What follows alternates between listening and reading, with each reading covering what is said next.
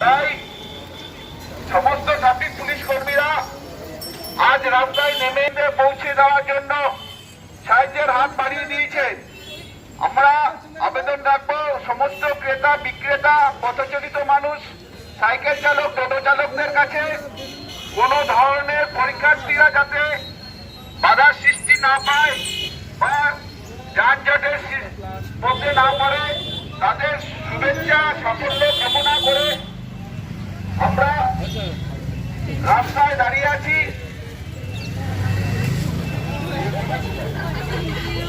Shantipur traffic গার্ডের পক্ষ থেকে সমস্ত মাধ্যমিক পরীক্ষার্থীদের সাফল্য কামনা করে শান্তিপুর ট্রাফিক গার্ডের কর্মীরা রাস্তায় কর্মরত আছেন। তাই সমস্ত ধরনের গাড়ি চালক এবং পথচালিত মানুষের কাছে আবেদন রাখা হচ্ছে, আপনারা অযথা গাড়ি পার্কিং করে রাস্তার উপর রাখবেন না।